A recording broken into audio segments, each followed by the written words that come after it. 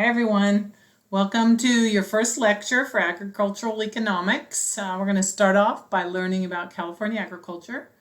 I got the information for this lecture from the CDFA website, and if you want to go there to see some very interesting facts about California, you can do that. The information I'm going to be looking at is based from the most recent information, which is 2018. So, let's talk a little bit about California. California agriculture is worth almost $50 billion, 49.9 to be exact. California is the world's fifth largest supplier of food and agricultural commodities. California is the #1 agricultural producer in the US, and we produce 400 different crops and agricultural commodities. If we look at the top 5 states for agricultural production, you can see California is head and shoulders above its competition. In second place, you have Iowa with a mere $27.6 billion. So California ranks almost twice as productive as its nearest competitor, Iowa.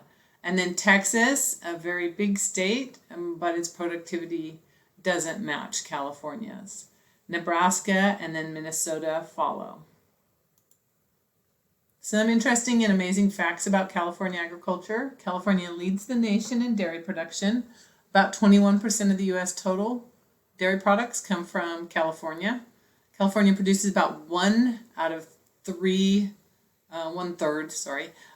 of the country's vegetables and about 2/3 of the country's fruits and nuts, domestically produced.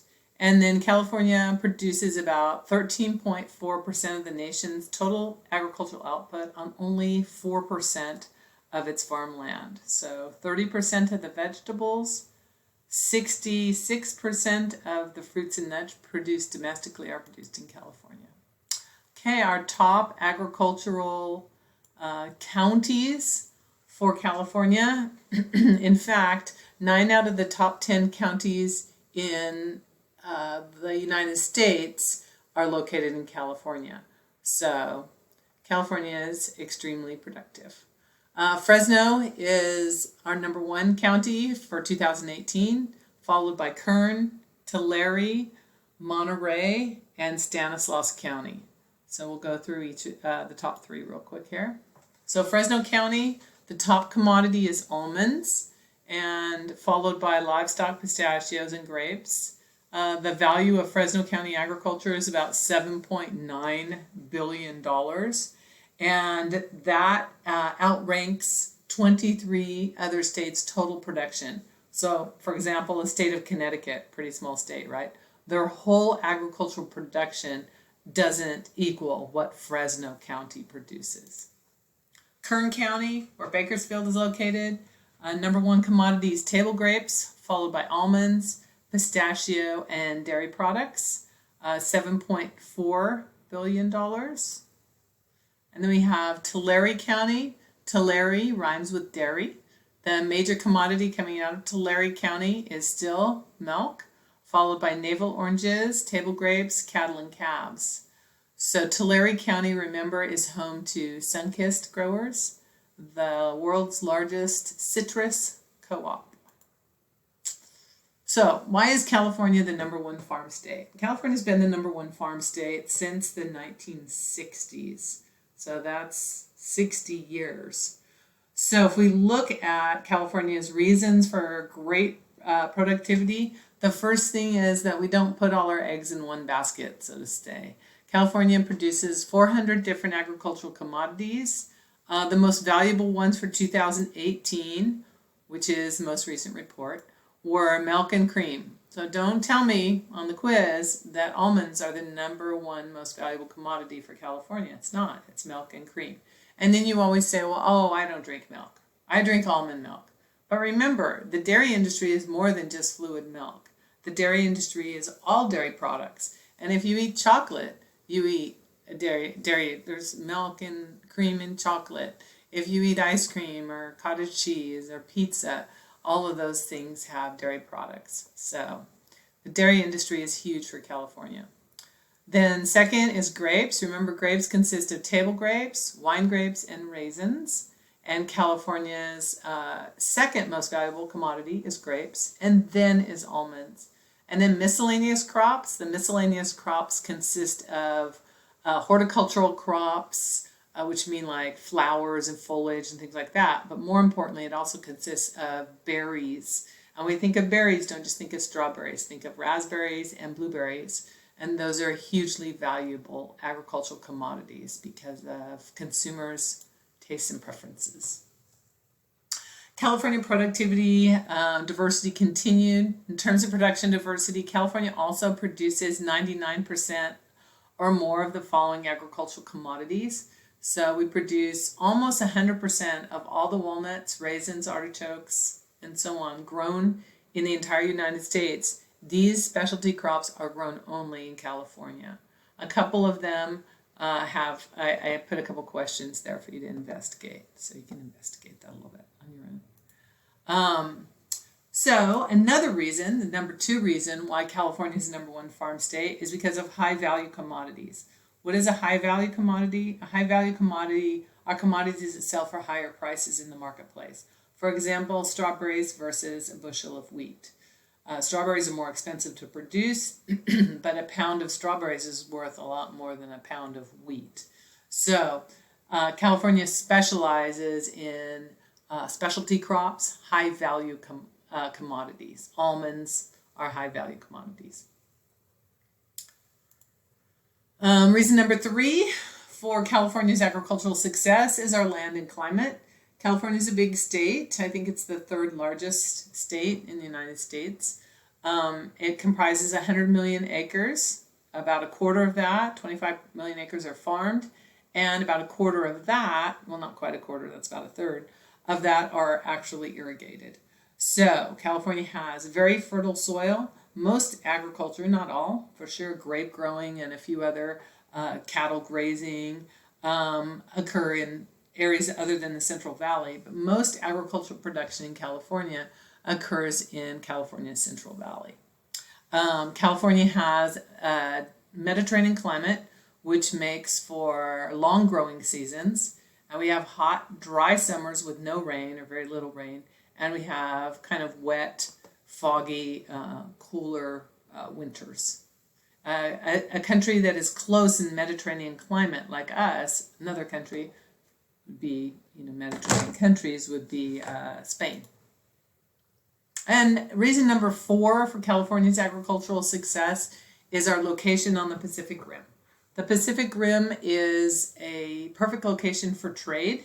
So California exports more than any other state, partly because of its great location. We export $21 billion worth of agricultural goods from our 4 major shipping ports. I think that's the Port of Oakland, Port of Long Beach, Port of Los Angeles, and Port of San Diego are our 4 major shipping ports. The number 1 thing that leaves California in terms of dollar value are almonds, and about 36% go to the European Union. Then pistachios, dairy products, wine, and walnuts. Where do we export most of our goods from? Well, you could see from that previous slide, go back here real quick, 3 out of the top 5 commodities we export all go to the same destination, the European Union. So our number 1 trading partner is the EU, European Union. Remember, the European Union is a group of countries. It's not just one single country, so that's a little bit misleading because Canada is one single country, and so is Japan. European Union is our number 1 trading partner. High-value commodities, well-developed economies in the European Union. They want to purchase what California grows. Our number 2 trading partner is Canada. Number 3, China via Hong Kong. Japan, Korea, Mexico's number 6, India, Vietnam, United Arab Emirates, and Taiwan. And those 10 countries account for about 70% of California's export value. And California's export value was estimated as $21 billion. I think I said that in the previous slide. So let's talk about California's comparative advantages. So California has a comparative advantage in agriculture over the next leading state, which is Iowa, because California is located on the Pacific Rim. Great location for trade, so that's an advantage California has over Iowa. Number two comparative advantage is California has access to a wide variety of technology. Remember, California is home to many military bases and, of course, the Silicon Valley. And those two things allow California to have access to early adopter technology. I don't know if you've ever heard of driverless cars, but there are also driverless tractors. So when we talk about technology, California is very cutting edge, and that is a comparative advantage over the next state, which is Iowa. Another comparative advantage California has is California has always been a melting pot of different cultures. Cultural diversity means lots of different cultures, a wider variety of needs, access to different types of markets and specialty markets, and an understanding of export markets. If you're Chinese, you have a knowledge of the Chinese culture, and you know the things that your culture wants to purchase. And so that helps to develop new markets. And then last but not least, compared to Iowa, comparative advantage, California has an advantage in its beautiful Mediterranean climate and maybe not really too much of comparative advantage in the soil because Iowa has good soil. So what's meant by comparative advantage? It's an economic term that specifies the ability of a nation or state to specialize in the production of the goods for which it has the lowest opportunity cost. So California's opportunity costs are lowest for the goods, those specialty crops that we do produce. So let's look at some challenges for California agriculture. In 3 minutes, we'll go through all the challenges for California agriculture. Right. So the biggest challenge in my mind, probably because I'm a teacher, is the concept of agricultural illiteracy. You have to remember that California is the #1 farm state. It's also the most populated state in the United States. 10% of the nation's population, actually more than 10%, lives in California. California has roughly 40 million people in our state, and there are roughly 300 million people in the United States. So we have a lot of people, most of which live in large cities, and they do not understand where their food comes from. That's what agricultural illiteracy means. That's what agricultural literacy is about. And that creates barriers for farmers because people don't understand flies, they don't understand the smell of manure, and they don't understand what it takes to put food on the table. And that is a huge issue that some of you in class are going to help solve. Another challenge for agriculture in California is agriculture is in the global marketplace. Many times you might hear, Mexico is our competition. Competition is a good thing, keeps prices low. But you have to remember, California is expensive to do business, partly because of this over here. So we operate in a global marketplace, and that's not going to change. California also has continuous water issues, whether it's because we have a drought or because water is diverted away from agriculture for other uses. That's a continuing problem. And anyone who farms or is involved with agriculture understands that California is hugely regulated in terms of agricultural productivity, many rules and regulations to follow. So what does the future look like? I'll let you read this because I'm going to only have about 1 more minute. So, I have a couple other things that we'll just zip right through. Some other characteristics of California farms. It's about 76,400 farms in California, and the average farm size is about 334 acres. Most farms in California are family owned. Don't forget that. And I'm going to stop there with a grand total of 30 seconds to spare.